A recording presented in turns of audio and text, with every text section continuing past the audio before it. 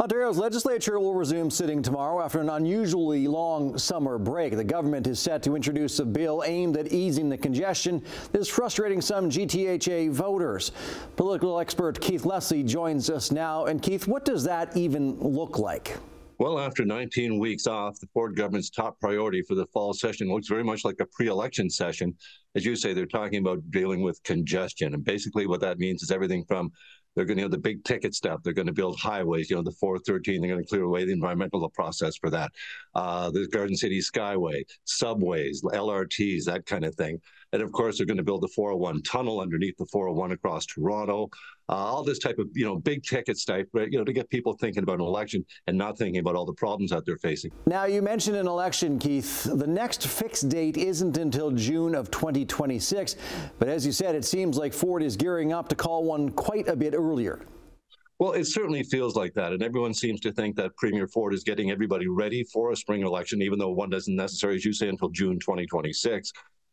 Mainly because he doesn't want to have to campaign against Pierre Poilievre should he win a federal election. So he wants to get that over with ahead of time.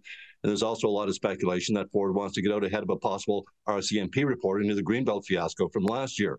So they want to get out and do this. And there's just so many indications, including the fact that Doug Ford has told his cabinet and caucus, tell him by December 31st whether they're standing for re-election or not next year.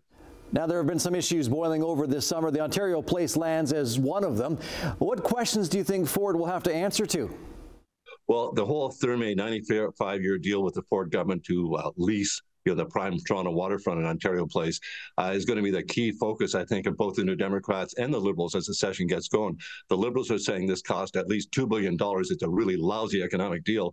And the NDP have put forward a 1,000-page affidavit claiming that Therme, this Austrian spa company, got preferential treatment in this whole deal.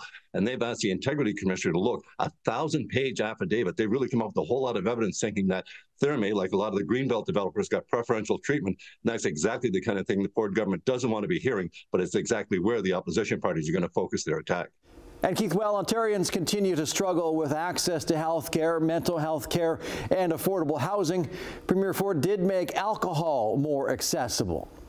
Yes, absolutely. We can get it, we can almost drive through and get our booze on the way to, if we have to drive up north, we can get some booze for the traveler, for the road trips.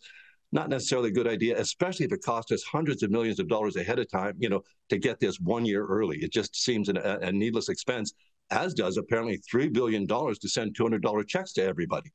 Queen's Park should definitely be interesting this week. Thank you very much for your time, Keith Leslie.